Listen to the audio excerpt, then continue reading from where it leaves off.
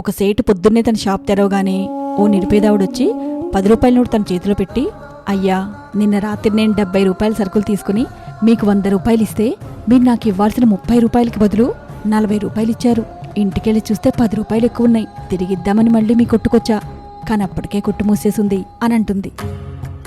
మీరెక్కడుంటారమ్మా అని సేట్ అడిగితే, ఆదర్శ్ నగర్ 2వ వీధండి అని ఆవిడ చెప్పగానే సేట్ ఆశ్చర్యపోతూ, ఏంటి, మీరు 2 కిలోమీటర్లు నడిచి మరీ ఈ 10 రూపాయలు తిరిగి ఇవ్వడానికి వచ్చారా అని అంటాడు.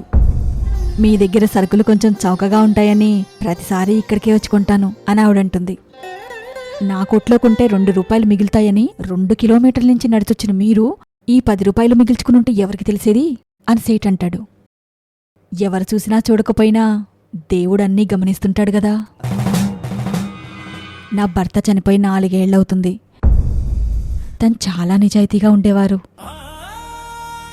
తనెప్పుడూ ఒక మాట అనేవారు, మనం మన కష్టార్జితం తప్ప ఎప్పుడూ ఒకరి సొమ్ము అన్యాయంగా తినకూడదు అనంటూ తన దారిన తను వెళ్ళిపోతుంది.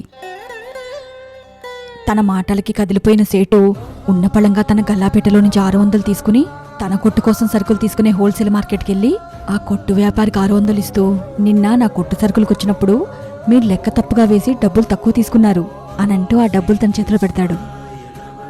హోల్సేల్ వ్యాపారి ఆశ్చర్యపోతూ, 1000 రూపాయల్లో జరిగే మన లావాదేవీల్లో మీరు ఈ 600 ఇచ్చినా ఇవ్వకపోయినా ఎవరికి తెలిసేది అని అంటాడు.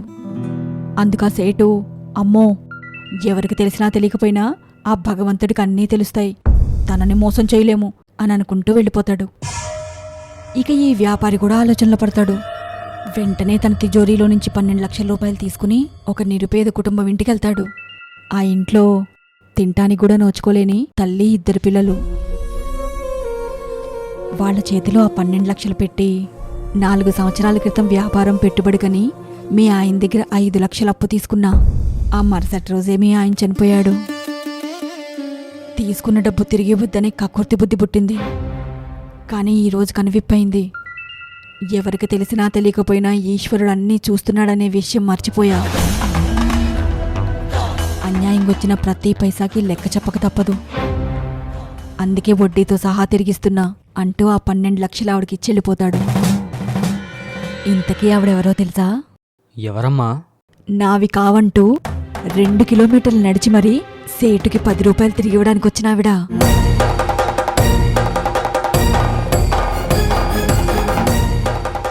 అన్యాయంగా 1 రూపాయి తిన్నా ఏదో ఒక రూపంలో దానికి 10 కట్టక తప్పదు. అనుకోకుండా 1 రూపాయి మన చేతికొచ్చినా అవి వారికి తిరిగిస్తే దానికి 100 మనకు అందేలా చేస్తాడా పరమాత్ముడు. అర్థమైందమ్మా.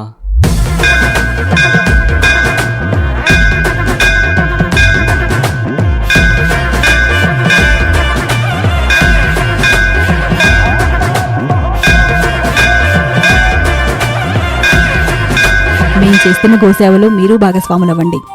గోరక్ష జగద్రక్ష. దాతలు మన పరంపర చారిటబుల్ ట్రస్ట్ యొక్క స్కానర్, బ్యాంక్ అకౌంట్ లేదా UPI ద్వారా గోసేవకి సహాయం అందించొచ్చు. పుట్టినరోజు, పెళ్లి రోజు లేదా ఇతర సందర్భాలకు గోసేవ చేయించే దాతలు ట్రాన్స్ఫర్ చేసిన స్క్రీన్ షాట్ని 8339844183 నెంబర్కి వాట్సాప్ ద్వారా పంపి పేరు మరియు గోత్రనామాలు తెలియజేయగలరు.